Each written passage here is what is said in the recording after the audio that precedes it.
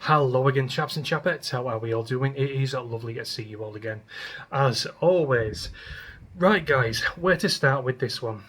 I suppose we should start with the facts that have been presented to us earlier this afternoon by our fearless leader, Sir Keir Starling.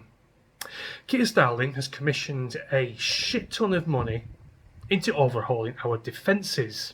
He has commissioned the building of various nuclear submarines, for example, nuclear warheads, nuclear deterrence, that kind of a thing. Because, and I quote here, we must prepare for war. Now, I'm not entirely sure what this we is, this rather broad term of we need to prepare for war. It's more the case that Keir Starmer needs to prepare for war. He has been prodding Vladimir Putin with a sharp, shitty stick for a very long time now. All, of course, in the name of the sanctity of the Ukraine. All bow down, all praise the Ukraine. Vladimir Putin, at this very moment in time, must be sat in Moscow, looking at our tiny little island, look at Keir Starmer's rousing speeches, and chuckling and guffawing into his fucking vodka. He knows we are powerless.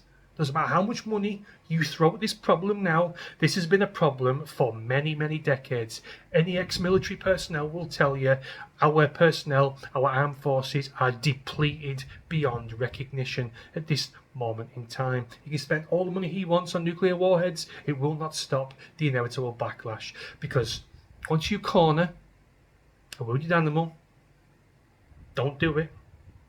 That's always been the phrase, do not corner a wounded animal because you will get savaged. What I can liken it to, Keir Starmer prodding someone like Vladimir Putin, who is in charge of, let's face it, a global superpower.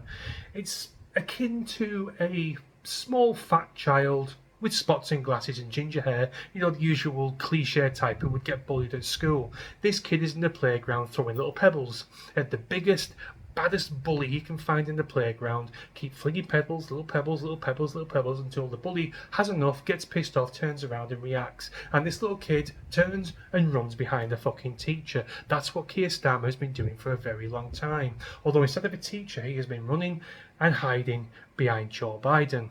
But now Joe Biden is no more. He's in some care home getting his nappies changed. It's now Donald Trump in the Oval Office. And let me tell you this, I don't think Donald Trump and the rest of his administration want to get embroiled in a war started by Keir Starmer and the rest of NATO. If anything, I think they would pull out of NATO and then we'll be up shit creek without a paddle. You see, NATO as a whole, since the Second World War, has basically been the United States. We can't do nothing since we let go of the empire. We are powerless. We are that in size of comparison. Any other NATO member cannot do shit, Nate, against a superpower such as Russia and China.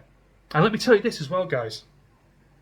If we ever did stupidly decide to go to war with Russia, Keir Starling and the rest of his MPs and his backbenchers will fully expect people like me and you to take up arms and fashion together some kind of National Guard. Well, let me tell you this, I am here to tell you right here, right now, I would rather go into a hole for the next 30 or 40 years for the rest of my life, something akin to what Tommy Robinson has been encased in for the last 6 or 7 months, and stay there for the rest of my life than go anywhere near any kind of arms, any kind of rifle in the name of fucking Keir Starmer. He started this war. He can suffer the fucking consequences. Not me, not my kin, and not my neighbours, and not my fellow countrymen and women either. Why the fuck should we go out and risk our lives for capital cities in this country that are overridden with foreign criminals, foreign rapists, foreign paedophiles that are infesting our streets?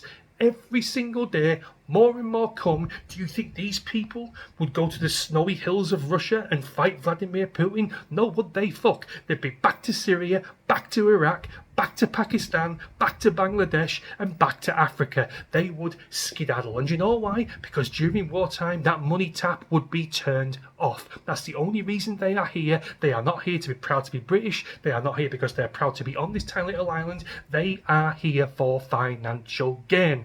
9 times out of 10. Some aren't, but most are, as the statistics even will show you. And let me tell you something else, guys. During the Second World War, yes, young men were queuing up to go off and fight Hitler and the rest of the Nazi party. And do you know why? Because this used to be an island that people were passionate and proud of. This flag here used to mean something to people, guys. It used to mean something to be able to go and fight for this very flag, put your life on the line for the sanctity and the sovereignty of your country. But it's gone. It's been dilapidated over the last 40 or 50 years by so much migration that the pride in most people has had to be kicked out of them. The shit has been kicked out of most people who are patriotic and proud to be English. Of course, I am patriotic. I'm still proud of my land. But in its current state, with the current inhabitants of this island, there's not a chance in hell I will go and get shot at by a load of Ruskies. So Abdullah and Rashid can sit in their fucking council flat off the back of my fucking wages, by the way, and put their feet up while the rest of us go and get killed in the name of them so they can stay nice and safe. Not a chance, never in my lifetime, unless something drastic happens and we have a massive clean sweep of this country and we instill some patriotism and pride back into our bodies and have it coursing through our blood like the people during World War II were, then yeah, it's a no-go for me. And I'm pretty sure it's going to be the same for most of you guys out there. Not so long back, I think there was a poll put out asking people aged between 18 and 24 if you'd go and fight a war in the name of this country. And it was a resounding no. I think about 80-90% of people said no, would they fucking. You got to ask yourselves why. And not to mention the refugees welcome crowd. They spit on, they shit on, they would kick the living shit out of me if they saw me on the street, yet they'd fully expect me to go out and fight a fucking war for them. No fucking chance. Keir Starmer wants to fight this war, he will go and fight it himself. I won't, my kids won't, and I fucking hope you guys will follow suit.